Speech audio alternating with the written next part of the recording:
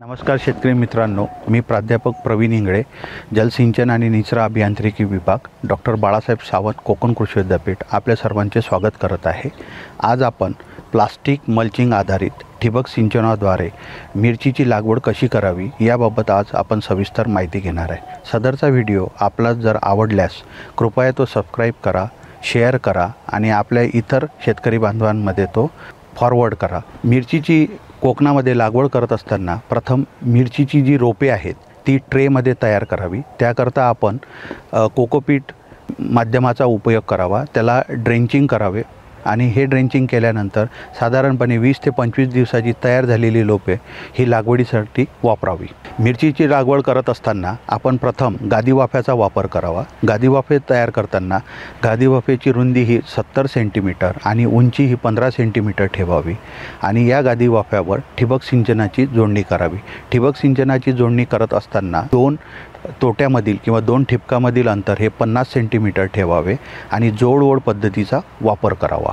मिरची पिकाची लागवड करत असताना त्यांच्यामधील जे 2 ओळी किंवा रोपांमधील अंतर आहे हे 45 सेंटीमीटर बाय 45 सेंटीमीटर इतके ठेवावे आणि प्लास्टिक मल्चिंगचा वापर करताना 25 मायक्रॉन सिल्वर ब्लॅक या मल्चिंगचा वापर करावा। मिरची पिकाचे भरघोस उत्पादन घेण्याकरता पाणी व्यवस्थापन आणि खत व्यवस्थापन हे अत्यंत महत्त्वाचे आहे। त्याकरिता प्रथम आपण पाणी व्यवस्थापनाबाबत बघूया।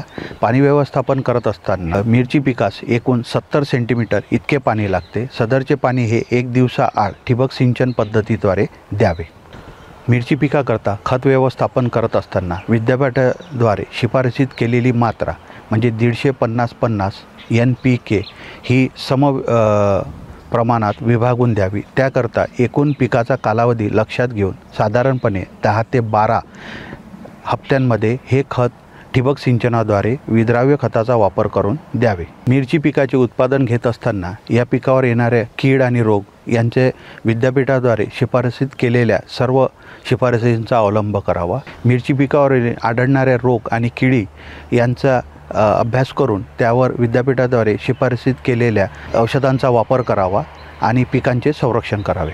मिरची पिकाचे व्यवस्थितपणे संगोपन, पाणी व्यवस्थापन आणि खत व्यवस्थापन केल्यानंतर आपल्याला कोकण विभागामधून साधारणतः 75 ते 100 क्विंटल इतके हिरव्या मिरचीचे उत्पादन प्राप्त होते आणि एकूणच मिरची पिकाचा नफा गुणोत्तर याचा अभ्यास केला तर ते साधारणतः 1.50 इतके आढळून येते। मिरची पिकाकरिता प्लास्टिक आच्छादन आणि ठिबक सिंचनाचा अवलंब केल्यानंतर एकूण 40 ते 50% पाण्याची बचत होते आणि पिकांकरता अत्यंत पोषक वातावरणाची निर्मिती होते।